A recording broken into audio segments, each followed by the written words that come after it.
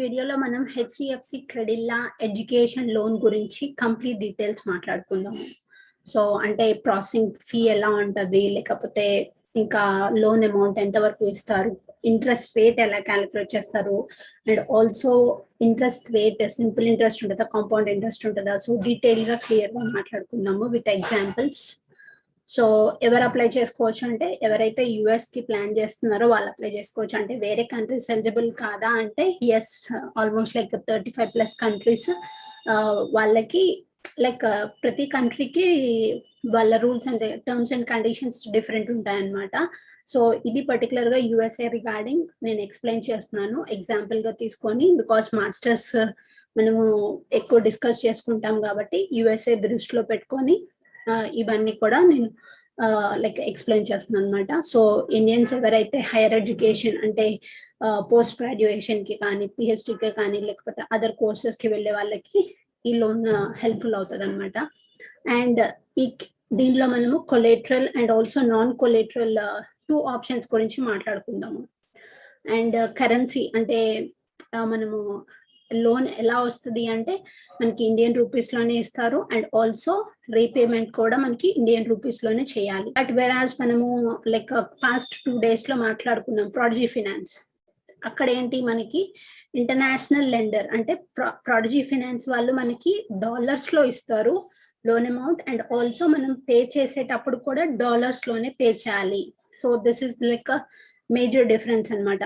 అంటే హెచ్డిఎఫ్సి క్రెడిల్లా అంటే it is Indian NBFC అనమాట, అంటే non banking financial company. So prodigy finance ఏంటి అంటే ఇంటర్నేషనల్ ఎన్బిఎఫ్సి, ఇది మేజర్ డిఫరెన్స్ అనమాట. సో మనకి లోన్ అనేది కూడా ఇండియన్ రూపీస్లోనే ఇస్తారు, అండ్ మనం రీపేమెంట్ చేసేది కూడా ఇండియన్ రూపీస్లోనే చేస్తాము. అండ్ లోన్ ప్రాసెస్ గురించి మాట్లాడుకుంటే మనకి ఆన్లైన్ అప్లికేషన్ ఉంటుంది అనమాట. సో ఆన్లైన్ అప్లికేషన్ ఫిల్ చేసి అండ్ దాని తర్వాత సపోర్టింగ్ డాక్యుమెంట్స్ అన్ని మనము సబ్మిట్ చేయాల్సి ఉంటుంది అనమాట. అప్పుడు వాళ్ళు సపోర్టింగ్ డాక్యుమెంట్స్ అన్ని వచ్చిన తర్వాత విత్ ఇన్ ఫ్యూ డేస్లో మీకు లోన్ ప్రాసెస్ అంటే ఫైనల్ రివ్యూ అనేది చెప్తారు, అంటే అప్రూవ్ చేస్తున్నారా లేకపోతే రిజెక్ట్ చేస్తున్నారా, వాట్ ఆర్ ద రీజన్స్ అనేసి, లేకపోతే రిజెక్షన్కి రీజన్స్ చెప్తే దెన్ యూ కెన్ ఒక సింపుల్ రీజన్స్ అయి ఉంటే you can correct it from your side అనమాట. సో దాట్ మళ్ళీ మీరు రీఅప్లై చేసుకునే ఛాన్సెస్ ఉంటాయి. ఒకవేళ మీకు అప్రూవల్ అయిపోయింది అనుకోండి, ఫైనల్ రివ్యూ అయిపోయిన తర్వాత అప్పుడు మీకు మనీ అనేది మీ బ్యాంక్ కన్నా ట్రాన్స్ఫర్ చేస్తారు. మోస్ట్ ఆఫ్ ద కేసెస్లో ఏంటి అంటే యూనివర్సిటీకి ట్రాన్స్ఫర్ చేస్తారనమాట ట్యూషన్ ఫీ అనేది. మనము వైర్ ట్రాన్స్ఫర్ డీటెయిల్స్ అన్ని కూడా మనం యూనివర్సిటీ నుంచి ఇస్తే అప్పుడు మనకి ట్రాన్స్ఫర్ అనేది జరుగుతుంది. సో లైక్ ఇది క్లియర్ అప్లికేషన్ ప్రాసెస్ అనమాట.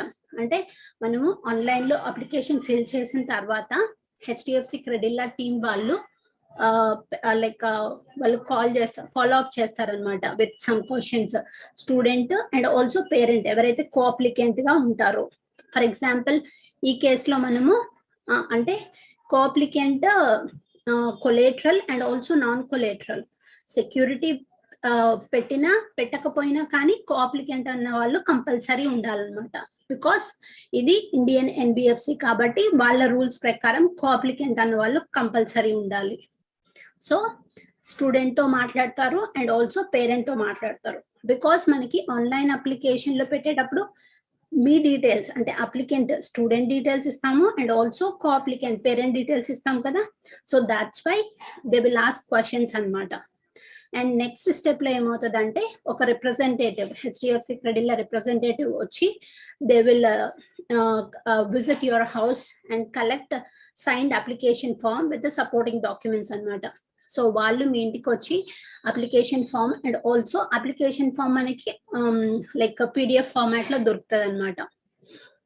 ఆ లింక్ కూడా నేను ప్రొవైడ్ చేస్తాను.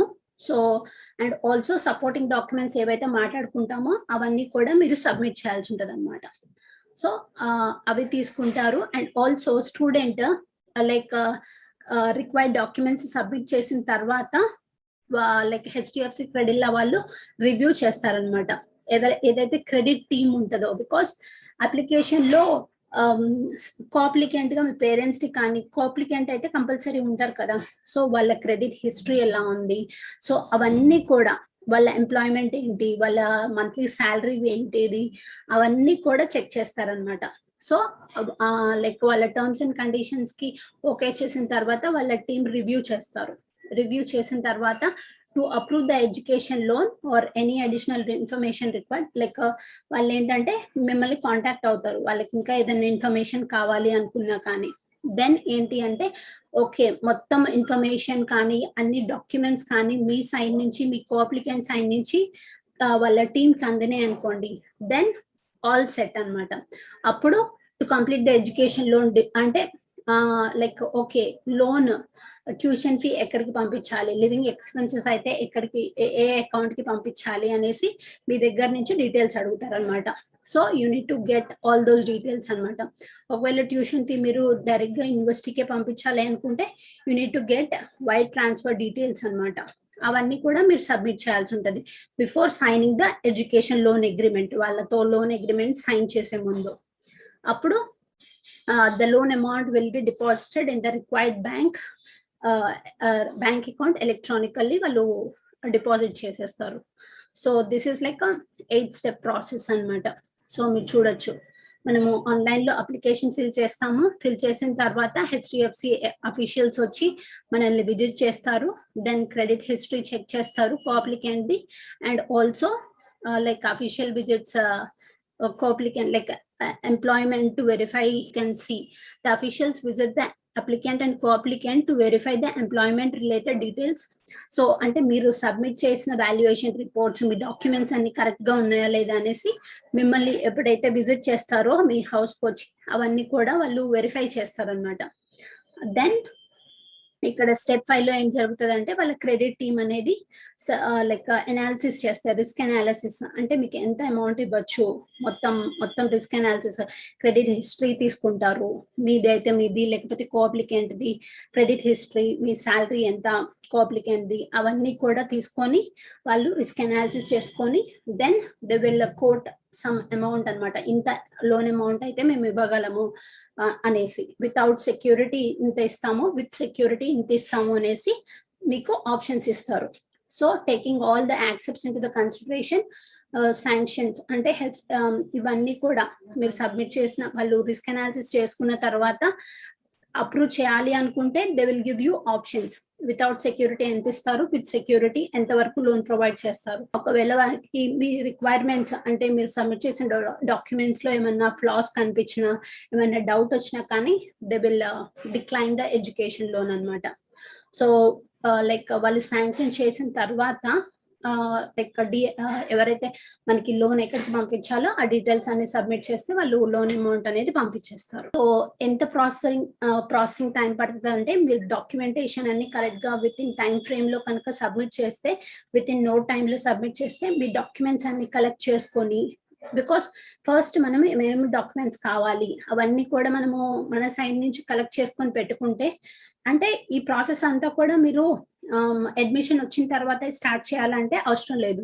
అడ్మిషన్ మీకు యూనివర్సిటీ అడ్మిషన్ రాకముందు నుంచి కూడా ఈ ప్రాసెస్ అంతా స్టార్ట్ చేసుకోవచ్చు. సో దాట్ మీకు అడ్మిషన్ వచ్చిన తర్వాత మీ అడ్మిషన్ లెటర్, అడ్మిషన్ ఈమెయిల్ అవన్నీ కూడా మీరు సబ్మిట్ చేయొచ్చు అనమాట మీ సైడ్ నుంచి. అప్పుడు మీకు టైం అనేది సేవ్ అవుతుంది. సో ఈ డాక్యుమెంట్స్ ఏమేమి కావాలో మీరు ముందుగానే యూనివర్సిటీకి ఎప్పుడైతే అప్లై చేసుకుంటారో ఆ టైంలోనే మీరు ఎడ్యుకేషన్ లోన్ కి, ఒకవేళ మీరు హెచ్డిఎఫ్సి క్రెడిల్లాకి వెళ్ళాలి అనుకుంటే మాత్రం then you can start from like before అనమాట. మీరు యూనివర్సిటీకి అప్లై చేసే టైంలోనే మీరు అప్లికేషన్ ప్రాసెస్ అనేది స్టార్ట్ చేసుకురనుకోండి. సో మీ డాక్యుమెంట్ వెరిఫికేషన్ అయిపోతుంది. అండ్ ఆల్సో రిస్క్ అనాలిసిస్ వాళ్ళ సైడ్ నుంచి టైం తీసుకుంటారు కదా, సో వాళ్ళ సైడ్ నుంచి వాళ్ళు చేసే ప్రాసెస్ అంతా కూడా మీకు అడ్మిషన్ వచ్చేలోపు ఆ ప్రాసెస్ అంతా కంప్లీట్ అయిపోయింది అనుకోండి. మీరు లెటర్, అడ్మిషన్ లెటర్ ఏదైతే సబ్మిట్ చేస్తారో దెన్ విత్ ఇన్ 3-4 days లో మీకు లైక్ ఈ లోన్ ప్రాసెస్ అనేది పూర్తిగా కంప్లీట్ అయిపోతుంది అనమాట. సో అది ఒక టిప్ అనుకోవచ్చు. సో ప్రాసెసింగ్ ఫీ ఎలా ఉంటది అంటే పబ్లిక్ బ్యాంక్స్ తో పోలిస్తే, లైక్ ఎస్బీఐ కానీ, బ్యాంక్ ఆఫ్ బరోడా, వీటితో పోలిస్తుంటే మనకి ప్రాసెసింగ్ ఫీ అనేది ఎక్కువ ఉంటుంది అనమాట HDFC Credila, because this is NBFC, Indian NBFC అనమాట. సో 1% నుంచి 1.25% అండ్ ఆల్సో ఎక్స్ట్రా 18% జిఎస్టీ అనేది ఉంటుంది అనమాట. సో మీకు ఎంతైతే లోన్ ఇస్తారో ఆ లోన్ అమౌంట్ కి certain amount of like processing fee అనేది చార్జ్ చేస్తారనమాట. సో యూజువల్ గా 1% నుంచి 1.25% ప్లస్ ఎక్స్ట్రా 18% జిఎస్టీ ఉంటుంది. అండ్ ఎలిజిబిలిటీ ఏంటి అంటే the applicant must be Indian citizen. అంటే మీరు ఎవరైతే స్టూడెంట్ అప్లై చేస్తున్నారో ఇండియన్ సిటిజన్ అయి ఉండాలి. అండ్ ఆల్సో మీకు కో అప్లికెంట్ గా ఎవరు ఉంటున్నారో వాళ్ళు కూడా ఇండియన్ సిటిజన్ అయి ఉండాలి. అండ్ కో అప్లికెంట్ మస్ట్, ఎవరైతే మీకు కో బారోవర్ గా ఉంటున్నారో కో అప్లికెంట్ గా, వాళ్ళు ఇన్ లైక్ బ్యాంక్ అకౌంట్, ఇండియాలో బ్యాంక్ అకౌంట్ ఉండాలి విత్ చెక్ రైటింగ్ ఫెసిలిటీ. వాళ్ళకి చెక్ ఇచ్చే ఫెసిలిటీ కూడా వాళ్ళకి ఉండాలి, కంపల్సరీ అన్నమాట ఇది. అండ్ కన్ఫర్మ్డ్ లైక్ ముందుగానే మాట్లాడుకున్నాం కదా, వాళ్ళు ఫీ డిస్పర్స్ అంటే ఫీ లోన్ అమౌంట్ ట్రాన్స్ఫర్ చేయాలి అంటే లైక్ కాలేజ్ అడ్మిషన్ అనేది కంపల్సరీ మీ సైడ్ నుంచి, అంటే అడ్మిషన్ లెటర్ విత్ ఈమెయిల్ అవన్నీ కూడా సబ్మిట్ చేయాల్సి ఉంటుంది, supporting documents. And co applicant to meet, so వాళ్ళ టర్మ్స్ అండ్ కండిషన్స్, వాళ్ళ నార్మ్స్ అన్ని కూడా ఇన్ రైటింగ్, అండర్ రైటింగ్ లో మీరు సైన్ చేయాల్సి ఉంటుంది అనమాట, మీరు అండ్ కో అప్లికెంట్ వాళ్ళు. అండ్ కో అప్లికెంట్ రిక్వైర్మెంట్స్ అంటే ఎవరు మనకి కో అప్లికెంట్ గా ఉండొచ్చు అంటే లైక్ ఎవరైతే మనకి పేరెంట్స్ అంటే మ్యాండేట్, లైక్ కో అప్లికెంట్ అన్న వాళ్ళు ఇండియాలో వర్క్ చేస్తూ ఉండాలన్నమాట to support your education loan application. So co applicant గా ఎవరు ఉండొచ్చు, మెయిన్ గా ఫాదర్, మదర్, బ్రదర్, సిస్టర్ కూడా మ్యారీడ్ అయి ఉండాలి, ఆర్ స్పౌస్, మీ హస్బెండ్ ఆర్ వైఫ్ కూడా మీకు కో అప్లికెంట్ గా ఉండొచ్చు. So like in whereas coapplicant's income would be considered అనమాట. అంటే మీకు లోన్ ఎలిజిబిలిటీ ఎంత ఇస్తారు అవన్నీ కూడా, అంటే మీ లోన్ అమౌంట్ ఎంత ఇవ్వాలి అవన్నీ కూడా ఫ్యాక్టర్స్ ఈ కో అప్లికెంట్ యొక్క ఇన్కమ్ మీద డిసైడ్ అయి ఉంటుంది. సో కో అప్లికెంట్ వాళ్ళు కూడా you need to provide from your side, అంటే applicant side, co applicant side మీ రిలేషన్ ఏంటి అనేది డాక్యుమెంట్ రూపంలో కూడా సబ్మిట్ చేయాల్సి ఉంటుంది అనమాట. So co applicant to provide documentary proof to establish their relationship with the student. So మీ పేరెంట్ అయితే పేరెంట్ అంటే లైక్ బర్త్ సర్టిఫికేట్ కానీ లేకపోతే డిఫరెంట్ అడుగుతారనమాట. డాక్యుమెంటరీ ప్రూఫ్ ఫర్ రిలేషన్షిప్ కూడా మీరు సబ్మిట్ చేయాల్సి ఉంటుంది. అండ్ ఆల్సో ఒకవేళ మీకు ఫాదర్ కానీ, in case like father, mother, brother ఇలాంటి రిలేషన్స్ ఎవరు లేరు సపోర్ట్ చేయడానికి అనుకుంటే, దెన్ మీకు మీకు మ్యారేజ్ అయితే ఫాదర్ ఇన్ లా, మీ అత్తమామలు కానీ లేకపోతే మీ లైక్ తోడుకోడళ్ళు ఉంటారు కదా, sister in law, brother in law, so వాళ్ళు కూడా ఉండొచ్చు, లేకపోతే గ్రాండ్ పేరెంట్స్ ఉండొచ్చు, ఫస్ట్ కజిన్స్ కూడా మీకు కో అప్లికెంట్ గా ఉండొచ్చు అనమాట. ఎప్పుడు మీకు ఫాదర్, మదర్, బ్రదర్ ఇలాంటి వాళ్ళు మీకు హెల్ప్ఫుల్ గా, అంటే ఎవరు కో అప్లికెంట్ గా లేకపోతేనే ఇన్ దాట్ కేస్ వాళ్ళు నెక్స్ట్ కి వీళ్ళకి ఛాన్స్ ఇస్తారనమాట. అండ్ కొలేటరల్ గా ఏం పెట్టచ్చు, ఫర్ ఎగ్జాంపుల్ మీరు సెక్యూరిటీ పెడుతున్నారు అనుకోండి హెచ్డిఎఫ్సి క్రెడిలాలో. సో హెచ్డిఎఫ్సి క్రెడిలాలో సెక్యూరిటీ పెట్టి మీరు లోన్ తీసుకుంటున్నప్పుడు ఏమేమి పెట్టుకోవచ్చు అంటే మోబుల్, అంటే like movable and also liquid assets పెట్టుకోవచ్చు. రెసిడెన్షియల్ ఫ్లాట్ కానీ, ఇల్లు కానీ, నాన్ అగ్రికల్చర్ ల్యాండ్ కానీ, ఫిక్స్డ్ డిపాజిట్ అంటే హెచ్డిఎఫ్సి క్రెడిలాలో ఫిక్స్డ్ డిపాజిట్ ఏమన్నా ఉన్నా కానీ అవి కూడా మీరు పెట్టుకోవచ్చు అనమాట సెక్యూరిటీగా. అండ్ ఎక్స్పెన్సెస్ ఏమేమి కవర్ చేస్తారు అంటే, సో ఇది ఎన్బిఎఫ్సి కాబట్టి, ఇండియన్ ఎన్బిఎఫ్సి కాబట్టి they cover tuition fee, living expenses and also like travel expenses కానీ, ఇంకా ఎనీ ఎక్స్ట్రా ఫీ అంటే మీరు ల్యాప్టాప్ పర్చేస్ చేయడానికి అన్ని కూడా కవర్ చేస్తారనమాట. అండ్ లోన్ అమౌంట్ ఎంత వరకు ఇస్తారు అంటే మనకి minimum 1 lakh, maximum amount without any security ఏంటి అంటే 20 to 40 lakhs వరకు వితౌట్ ఎనీ సెక్యూరిటీ, మీరు కొలెటరల్ పెట్టకుండా మీకు ఇస్తారు. కొలెటరల్ పెడితే that loan amount will be almost like 50 to 60 lakhs వరకు మీ కొలెటరల్, అంటే మీ కొలెటరల్ సెక్యూరిటీ వాల్యూని బట్టి వాళ్ళు లోన్ అమౌంట్ అనేది ఇంక్రీజ్ చేస్తారు. సో ఇంకా ఎక్సెప్షనల్ కేసెస్ అంటే మీరు సెక్యూరిటీ వాల్యూ ఎక్కువ పెట్టారనుకోండి, సో 1 crore ఎక్కువ కూడా ఇవ్వచ్చు అనమాట ఛాన్సెస్. బట్ వితౌట్ సెక్యూరిటీ అయితే మాక్సిమం 40 lakhs వరకు ఇవ్వడానికి వాళ్ళు ట్రై చేస్తారు. ఎప్పుడు వాళ్ళ టర్మ్స్ అండ్ కండిషన్స్ మీట్ అయ్యి మీరు సపోర్టింగ్ డాక్యుమెంట్స్ అన్ని కూడా క్లియర్ గా సబ్మిట్ చేసినప్పుడు మాక్సిమం 40 lakhs వరకు ఇస్తారు. అండ్ రేట్ ఆఫ్ ఇంట్రెస్ట్ ఎలా ఉంటది అంటే లైక్ 11% నుంచి మాక్సిమం 14%, 15% వరకు కూడా వెళ్ళే ఛాన్సెస్ ఉంటాయి అన్నమాట. సో ఇంట్రెస్ట్ రేట్ అనేది చేంజ్ అవుతూ ఉంటది. అండ్ వాళ్ళు ఇంట్రెస్ట్ రేట్ ఎలా క్యాలిక్యులేట్ చేస్తారు అంటే హెచ్డిఎఫ్సి క్రెడిలాస్ సిబిఎల్ఆర్ అంటే Credila's benchmark lending rate plus spread value అనేసి ఉంటుంది అనమాట. సో ఆ రెండు కలుపుకొని మీకు పర్సంటేజ్ అనేది క్యాలిక్యులేట్ చేస్తారు. So present minimum percentage interest percentage వాళ్ళు ఇచ్చేది ఎంత అంటే 11.8% అనమాట. దట్ ఈస్ లైక్ కరెంట్ సిబిఎల్ఆర్ అంటే సిబిఎల్ఆర్. అండ్ స్ప్రెడ్ వాల్యూ అనేది వేరీ అవుతూ ఉంటది. ఆ ఫ్యాక్టర్స్ నెక్స్ట్ స్లైడ్ లో మాట్లాడుకుందాము. అండ్ సో సిబిఎల్ఆర్ కూడా టైం టు టైం వేరీ అవుతూ ఉంటది అనమాట.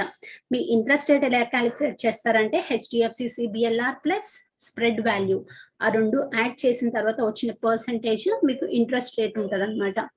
సో అంటే స్ప్రెడ్ వాల్యూ అంటే ఏంటి అంటే it is like on the risk profile of the case which vary on the number of factors మీద డిపెండ్ అయి ఉంటుంది అనమాట. ఈ స్ప్రెడ్ వాల్యూ అంటే మీ అప్లికెంట్ యొక్క అకాడమిక్ బ్యాక్గ్రౌండ్, ఎంప్లాయబిలిటీ అంటే మీరు సెలెక్ట్ చేసుకున్న కోర్స్ కి ఎంప్లాయ్మెంట్ ఛాన్సెస్ ఎలా ఉన్నాయి, and also selected university and country, A country select చేసుకున్నారు, ఏ యూనివర్సిటీలో సెలెక్ట్ చేసుకున్నారు, ఏ కోర్స్ సెలెక్ట్ చేసుకున్నారు, ఆ కోర్స్ కి ఎంప్లాయబిలిటీ అంటే ఫ్యూచర్ లో ఎంప్లాయబిలిటీ ఛాన్సెస్ ఎలా ఉంటాయి, and financial strength of the co borrower అంటే మీకు ఎవరైతే కో అప్లికెంట్ గా ఉన్నారో వాళ్ళ యొక్క ఇన్కమ్ స్ట్రెంగ్త్ ఏంటి, లోన్ రీపేమెంట్ క్యాపబిలిటీ అంటే ఎంత రీపే చేయగలరు per month, and credit history ఎలా ఉంది మీది కానీ మీ కో అప్లికెంట్ వాళ్ళది కానీ, అండ్ కొలెటరల్ పెడుతున్నారా అంటే సెక్యూరిటీ పెడుతున్నారా లేదా. సో ఇవన్నీ ఫ్యాక్టర్స్ డిసైడ్ చేసుకొని ఆ స్ప్రెడ్ వాల్యూ అనేది డిసైడ్ చేస్తారనమాట. సో మీకు ఇంట్రెస్ట్ రేట్ అనేది హెచ్డిఎఫ్సి క్రెడిలా సిబిఎల్ఆర్ అని ఉంది కదా, ప్రెసెంట్ అయితే 11.8% ఉంది. ప్లస్ స్ప్రెడ్ వాల్యూ అని ఉంది కదా, ఆ స్ప్రెడ్ వాల్యూ అనేది ఈ ఫ్యాక్టర్స్ అన్నిటి మీద డిపెండ్ అయి ఉంటుంది అనమాట. సో ఎక్స్ట్రా మీకు ఒక 3% ఆర్ 4% కూడా ఛార్జ్ చేసే ఛాన్సెస్ ఉంటాయి. సో ఈ ఫ్యాక్టర్స్ అన్ని డిసైడ్ చేసుకుని, ఈ ఫ్యాక్టర్స్ అన్ని కన్సిడర్ చేసుకొని ఆ స్ప్రెడ్ వాల్యూ అనేది డిసైడ్ చేస్తారు. అండ్ ఏమేమి డాక్యుమెంట్స్ కావాలి అంటే 2 పాస్పోర్ట్ సైజ్ ఫొటోస్ అంటే లైక్ మీది అండ్ ఆల్సో మీకు కో అప్లికెంట్ గా ఎవరు ఉంటున్నారో వాళ్ళది. సో పాస్పోర్ట్ సైజ్ ఫొటోస్ కావాలి అనమాట. And photo IDs. So photo IDs ఏవన్నా మనం సబ్మిట్ చేయొచ్చు. లైక్ పాన్ కార్డ్ కానీ, లేకపోతే పాస్పోర్ట్ కానీ, driving licence, Aadhaar card, voter ID ఇవి కూడా మనము ఫోటో ఐడి కింద సబ్మిట్ చేయొచ్చు. అండ్ ఆల్సో రెసిడెన్స్ ప్రూఫ్ కింద మీది and co applicant residence proof submit చేయాల్సి ఉంటుంది అనమాట. Passport, driving licence, Aadhaar card, voter card ఇవి సబ్మిట్ చేయొచ్చు రెసిడెన్స్ ప్రూఫ్ గా. అండ్ ప్రూఫ్ ఆఫ్ అడ్మిషన్ మనము లైక్ ప్రింటెడ్ లెటర్ అనేది మనకి పంపిస్తారు. I-20 అన్న లైక్ పెట్టచ్చు, లేకపోతే కనుక మనకి సాఫ్ట్ కాపీ పంపిస్తారు, లేకపోతే మనకి అఫీషియల్ గా కూడా ఇంటికి కొరియర్ చేస్తారు. సో I-20 కొరియర్ చేస్తారు అండ్ ఆల్సో అడ్మిషన్ లెటర్స్ కూడా కొరియర్ చేస్తారు. బట్ రీసెంట్ టైమ్స్ లో ఆన్లైన్ అవుతుంది కాబట్టి డ్యూ టు కోవిడ్ సో మీకు PDF ఫార్మాట్ లో పంపిస్తారు అనమాట. అది మీరు ప్రూఫ్ ఆఫ్ అడ్మిషన్ కింద సబ్మిట్ చేయొచ్చు. And also last 8 months bank statement submit చేయాల్సి ఉంటుంది అనమాట. కో applicant the last 8 months the. So make sure to include the bank statement of bank account అంటే వాళ్ళు బిజినెస్ చేస్తున్నారు, బిజినెస్ అయితే ఆ particular business account, business bank account యొక్క statements last 8 months statements కావాలి. ఒకవేళ వాళ్ళు సాలరీడ్ ఎంప్లాయీ అయితే వాళ్ళు ఆ పర్టికులర్ బ్యాంక్ వల్ల లాస్ట్ 8 months కావాలి అనమాట. And professional receipts are credited every month. So income proofs గా ఏం సబ్మిట్ చేయాలి అంటే సాలరీడ్ ఎంప్లాయీ అయితే అంటే మీ కో అప్లికెంట్ కనుక సాలరీ అంటే వర్క్ చేస్తున్న వాళ్ళు ఉన్నారు కూడా, జాబ్ చేస్తున్న వాళ్ళు latest 3 salary slips or salary slip certificate on employees అంటే ఆ పర్టికులర్ కంపెనీ నుంచి మీ కో అప్లికెంట్ అంటే మీ పేరెంట్స్, మీ ఫాదర్ కో అప్లికెంట్ గా ఉన్నారనుకోండి, మీ ఫాదర్ ఏ కంపెనీలో జాబ్ చేస్తున్నారో ఆ కంపెనీ యొక్క లాస్ట్ 3 salary slips అయినా కానీ, సాలరీ సర్టిఫికేట్ కానీ మీరు సబ్మిట్ చేయాల్సి ఉంటుంది. And also last 2 years like ITR income tax returns యొక్క డాక్యుమెంట్ సబ్మిట్ చేయాల్సి ఉంటుంది అనమాట. Last 2 years any other income proof that is not reflected in the above document అంటే ఇది తప్పితే వాళ్ళు ఇంకొకటి వేరేవి యాక్సెప్ట్ చేయరు. ఒకవేళ ఏదైనా మీ దగ్గర అంటే ఏదైనా అంటే ఇంకా ఏమన్నా కావాలి అంటే you can directly contact them అనమాట. ఫర్ ఎగ్జాంపుల్ మీ కోఅప్లికెంట్ కనుక సెల్ఫ్ ఎంప్లాయిడ్ కానీ బిజినెస్ ప్రొఫెషనల్ అయ్యి ఉంటే వాళ్ళు 2 years లాస్ట్ 2 years యొక్క ఇన్కమ్ ట్యాక్స్ రిటర్న్ సబ్మిట్ చేయాలి. And also last 2 years certified financial statements అంటే సిఏ చార్టెడ్ అకౌంట్ నుంచి వాళ్ళు స్టేట్మెంట్స్ అనేవి తెచ్చుకోవాలన్నమాట. అంటే వాళ్ళ బిజినెస్ అకౌంట్స్ గురించి మొత్తం కూడా సిఏ స్టేట్మెంట్ అనేది లాస్ట్ 2 years సబ్మిట్ చేయాల్సి ఉంటుంది. అండ్ ప్రూఫ్ ఆఫ్ ఆఫీస్ అంటే వాళ్ళకి యూటిలిటీ బిల్ కానీ టైటిల్ డీడ్ అంటే లీజింగ్ డాక్యుమెంట్స్ ఉంటాయి కదా. వాళ్ళు బిజినెస్ ప్రొఫెషనల్స్ అయితే వాళ్ళు ఎక్కడ ఉంది వాళ్ళ ఆఫీస్ యొక్క అంటే ఇదన్నీ కూడా మనకి కోఅప్లికెంట్ లైక్ సెక్యూర్ అంటే కోఅప్లికెంట్ నాన్ కొలేటరల్ సెక్యూరిటీ ఏం పెట్టకపోయినా కోఅప్లికెంట్ యొక్క ఈ ప్రూఫ్స్ అయితే కంపల్సరీ సబ్మిట్ చేయాలన్నమాట. సో వాళ్ళకి ఆఫీస్ ఉందనుకోండి, ఫిజికల్ ఆఫీస్, దాని పర్టికులర్ లీగల్ డాక్యుమెంట్స్ అన్ని కూడా వాళ్ళకి సబ్మిట్ చేయాల్సి ఉంటుంది అనమాట. అండ్ ఒకవేళ మీరు కోఅప్లికెంట్ అంటే సెక్యూరిటీ పెడుతున్నారు అనుకోండి, సో ఈ పర్టికులర్ లిస్ట్ ఆఫ్ డాక్యుమెంట్స్ అన్ని కూడా మీ తరపు నుంచి సబ్మిట్ చేయాల్సి ఉంటుంది. అంటే ఫ్లాట్ కానీ హౌస్ కానీ లేకపోతే నాన్ అగ్రికల్చర్ ల్యాండ్ పెట్టేటప్పుడు ఈ డాక్యుమెంట్స్ అంటే property title deed like 7/12 extracts and like a registered sale agreement, original registration certificate. So ivanni koda ante and also linked documents adugutaru, NOC adugutaru. So pratidi koda municipal corporation nunchi allotment letter adugutaru. So ivanni koda meeru okavela collateral pette ఆలోచనలో ఉంటే ఇవన్నీ documents కూడా మీరు collect చేసుకోవాల్సి ఉంటుంది అనమాట from your side. And repayment holiday అంటే repayment ఎప్పటి నుంచి స్టార్ట్ చేయాలి అంటే లైక్ మీరు కోర్స్ చదువుతున్నప్పటి నుంచి కూడా వీళ్ళు రీపేమెంట్ అనేది స్టార్ట్ చేయాల్సి ఉంటుంది. అంటే మీకు loan interest repayment will be, for example చూడొచ్చు, loan interest repayment will start immediately after disbursement of the first installment. అంటే మీకు ఫస్ట్ సెమిస్టర్ స్టార్ట్ అయింది, మీ ట్యూషన్ ఫీ అనేది యూనివర్సిటీకి పంపించారు, అప్పటి నుంచే మీకు లోన్ రీపేమెంట్ అనేది స్టార్ట్ చేస్తారు, అది మాత్రం గుర్తుపెట్టుకోండి. అండ్ టెన్యూర్ ఏంటి అంటే మాక్సిమం ఎంత వరకు కట్టొచ్చు అంటే 12 years వరకు కట్టొచ్చు అనమాట. సో ఇది మాత్రం గుర్తుపెట్టుకోండి. అండ్ ఇంట్రెస్ట్ అనేది కూడా అంటే మీకు డ్యూరింగ్ ద కోర్స్ టైం మీరు చదువుకునేటప్పుడు కూడా ఇంట్రెస్ట్ అనేది పే చేయాల్సి ఉంటుంది. అండ్ డిస్బర్స్మెంట్ అనేది ఇండియన్ రూపీస్ లో ఉంటుంది. ట్యూషన్ ఫీ అనేది వాళ్ళు ఇన్స్టిట్యూషన్ అంటే యూనివర్సిటీకే పంపిస్తారు. And the tuition fee will be like semesters wise వాళ్ళు యూనివర్సిటీకి పంపిస్తారు అనమాట ఫీ అనేది. అండ్ ఏదైతే అదర్ ఎక్స్పెన్సెస్, లివింగ్ ఎక్స్పెన్సెస్ ఏవైతే ఉన్నాయో the loan amount related to other expenses will be like అవి మీరు రిక్వెస్ట్ చేసుకున్న దాన్ని బట్టి మీ పర్సనల్ అకౌంట్ కి పంపించమంటే మీ పేరెంట్స్ కోఅప్లికెంట్ గా ఎవరు ఉంటారో వాళ్ళ అకౌంట్ కి పంపిస్తారు, లేకపోతే మీరు యుఎస్ లో ఉంటారు కాబట్టి యుఎస్ అకౌంట్ కి మీ అకౌంట్ కి కూడా ట్రాన్స్ఫర్ చేస్తారనమాట. ఏది లివింగ్ ఎక్స్పెన్సెస్ కి, అదర్ ఎక్స్పెన్సెస్ కి. ట్యూషన్ ఫీ కాకుండా, ట్యూషన్ ఫీ అయితే డైరెక్ట్లీ యూనివర్సిటీ వాళ్ళకి పంపిస్తారనమాట. మీరు ఏదైతే వైర్ ట్రాన్స్ఫర్ డీటెయిల్స్ ప్రొవైడ్ చేస్తారో యూనివర్సిటీ తీసుకొని ఆ పర్టికులర్ అకౌంట్ కి వాళ్ళు ట్రాన్స్ఫర్ చేస్తారు. అండ్ ఇంకొకటి ఏంటి అంటే ఇది మనకి Indian NBFC, Indian non banking financial company కాబట్టి ట్యాక్స్ బెనిఫిట్ అనేది ఉంటుంది. మనము ప్రీవియస్ వీడియోలో మాట్లాడుకున్నాము prodigy finance, that is like international bank NBFC కాబట్టి మనకి అది దాంట్లో ట్యాక్స్ బెనిఫిట్ అనేది 0 అనమాట.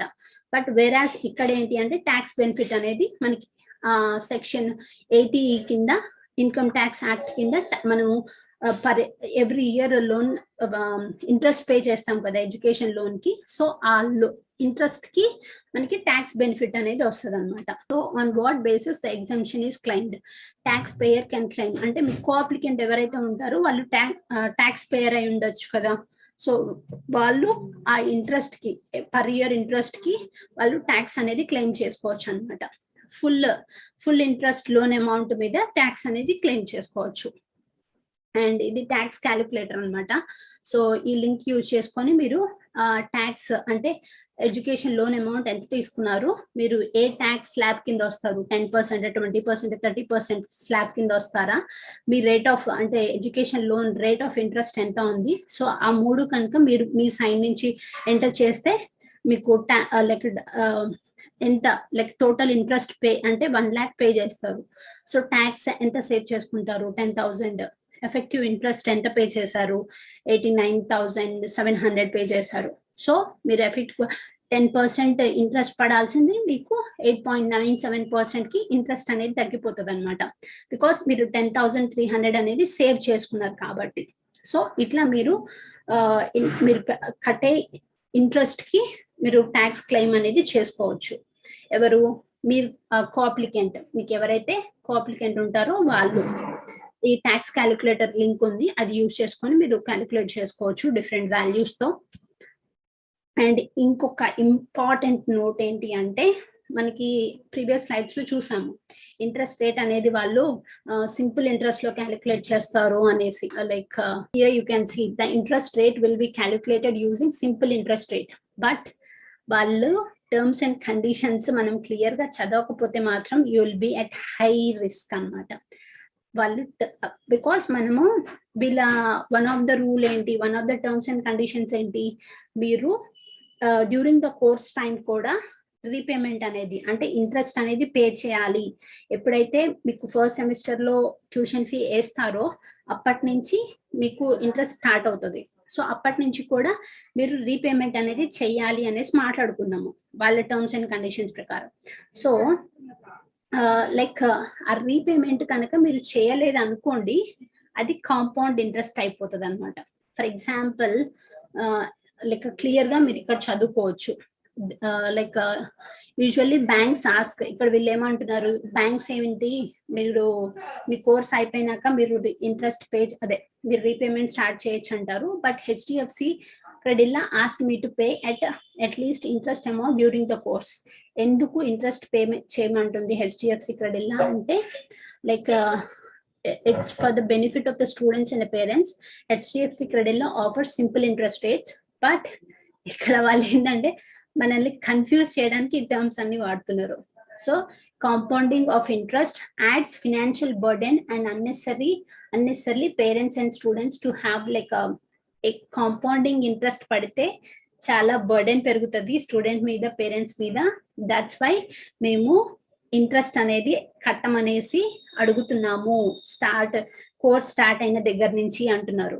సో మీరు కనుక కోర్స్ స్టార్ట్ అయిన దగ్గర నుంచి కట్టలేదు అంటే కాంపౌండ్ ఇంట్రెస్ట్ అనేది పడుతుంది అనేసి వాళ్ళ ఉద్దేశం అన్నమాట. మనకి క్లియర్ టర్మ్స్ లో చెప్పకుండా కన్ఫ్యూజ్ చేస్తున్నారు. So therefore HDFC Credila products require at least the interest payment on the loan during the course of period. So మీకు ఎగ్జాంపుల్ తో చెప్తాను. సో ఫర్ ఎగ్జాంపుల్ మీరు 10 lakhs వాళ్ళ దగ్గర తీసుకున్నారు అండ్ లైక్ 10% ఇంట్రెస్ట్ తో 10 lakhs అనేది ఎడ్యుకేషన్ లోన్ తీసుకున్నారు. సో మీకు 1 year కి ఎంత ఇంట్రెస్ట్ పడుతుంది? 1 lakh ఇంట్రెస్ట్ పడుతుంది. ఏది 10 lakhs కి 10% ఇంట్రెస్ట్ కింద 10% రేట్ కింద 1 lakh అనేది ఫస్ట్ ఇయర్ కి మనకి 1 lakh ఇంట్రెస్ట్ పడుతుంది కదా. సో ఆ 1 year లో మీరు ఆ 1 lakh ఇంట్రెస్ట్ అనేది ఇన్స్టాల్మెంట్స్ లో పే చేయలేదు అనుకోండి, మీకు సెకండ్ ఇయర్ కి ఎంత అమౌంట్ పడుతుందో తెలుసా? 10 lakhs ప్లస్ 1 lakh ఇంట్రెస్ట్ ఏదైతే ఉందో అది కూడా యాడ్ అవుతుంది అనమాట. సో 11 lakhs టోటల్ 11 lakhs కి ఇంట్రెస్ట్ పడుతుంది. సో సెకండ్ ఇయర్ నుంచి 11 lakhs కి ఇంట్రెస్ట్ పడుతుంది. సో సెకండ్ ఇయర్ లో కూడా మీరు ఇంట్రెస్ట్ పే చేయలేదు అనుకోండి, ఇంకొక 1 lakh యాడ్ అవుతుంది. అంటే 11 lakhs ప్లస్ 1 lakh 12 lakhs కి ఇంట్రెస్ట్ రేట్ అనేది పడుతుంది మీకు. సో ఇది క్లారిటీ మీరు క్లియర్ గా ఆలోచించుకోవాలి. మీకు కాంపౌండ్ ఇంట్రెస్ట్ అనేది పడుతుంది ఒకవేళ మీరు ఆ ఇంట్రెస్ట్ అనేది మంత్లీ పే చేయకపోతే అని వాళ్ళు డైరెక్ట్ గా చెప్పకుండా ఇట్లా చెప్తున్నారు అనమాట. సో ఇది మీరు గుర్తుపెట్టుకోవాలి. ఎందుకు మేము during the course time instalments లో కట్టమంటున్నాము అంటే, కాంపౌండ్ ఇంట్రెస్ట్ పడుతుంది కాబట్టి మేము అలా అడుగుతున్నామని వాళ్ళు డైరెక్ట్ గా చెప్పట్లేదు. బట్ దిస్ ఈస్ వాట్ అంటే, మనము ఈ టర్మ్స్ అండ్ కండిషన్స్ వాళ్ళు పేపర్స్ అన్ని సైన్ చేసేటప్పుడు అన్ని పేపర్స్ లో కూడా క్లియర్ గా మెన్షన్ చేస్తారు. బట్ మనము యాజ్ ఎ స్టూడెంట్ కానీ యాజ్ ఎ కోఅప్లికెంట్ గా మనం ఇవన్నీ ఆలోచించాం కదా. దట్స్ వాట్ బెనిఫిట్స్ దెమ్ అనమాట. So for example in case పైన ఎగ్జాంపులే తీసుకున్నాము, 10 lakhs కి 10% ఇంట్రెస్ట్ రేట్ కింద మనకి 1 year కి 1 lakh ఇంట్రెస్ట్ పడుతుంది. బట్ మీరు ఆ 1 lakh ఇంట్రెస్ట్ లో 30,000 పే చేశారు, ఇంకొక 70,000 ఇంట్రెస్ట్ అనేది మీరు పే చేయలేరు ఫస్ట్ ఇయర్ లో. అప్పుడు ఏమవుతుందో తెలుసా, ఆ 10 lakhs కి ఈ 70,000 అనేది యాడ్ అవుతుంది. 70,000 యాడ్ అయ్యి లైక్ ఆ మొత్తానికి కలిపి, మొత్తం అమౌంట్ కలిపి ఇంట్రెస్ట్ తో కలిపి మీకు ఇంట్రెస్ట్ అనేది నెక్స్ట్ ఇయర్ నుంచి ఆ టోటల్ వాల్యూకి ఇంట్రెస్ట్ యాడ్ అవుతుంది అనమాట. సో ఇది గుర్తుపెట్టుకోవాల్సిన పాయింట్ అనమాట. కాంపౌండ్. బట్ మనకి పబ్లిక్ సెక్టర్ బ్యాంక్స్ ఉంటాయి కదా, వాళ్ళు ఇలా చేయరనమాట. వాళ్ళకి ఏంటంటే మనకి ఏదైతే ప్రిన్సిపల్ వాల్యూ 10 lakhs మనం తీసుకున్నాం కదా, ఆ లోన్ అమౌంట్ మీదే మనకి ఇంట్రెస్ట్ అనేది పడుతూ ఉంటది అనమాట ప్రతి ఇయర్. ఏదైతే ఫస్ట్ ఇయర్ లో 1 lakh ఉంటది కదా, అది మనము విడిగా ఆ 1 lakh అనేది మనకి ప్రిన్సిపల్ అమౌంట్ లో యాడ్ అవ్వదు, కాంపౌండింగ్ అవ్వదు అనమాట ఏది పబ్లిక్ సెక్టర్ బ్యాంక్స్ లో. బట్ ఇది ఎన్బిఎఫ్సి కాబట్టి ఈ క్యాలిక్యులేషన్స్ అన్ని కూడా మీరు జాగ్రత్తగా గుర్తుపెట్టుకోవాలి. So this is all about HDFC Credila education loan, abroad education loan అనమాట. మీకు ఇంకా ఏమైనా డౌట్స్ ఉంటే please comment below. I'm happy to help you. I'm happy to answer you. Thank you so much and all the very best.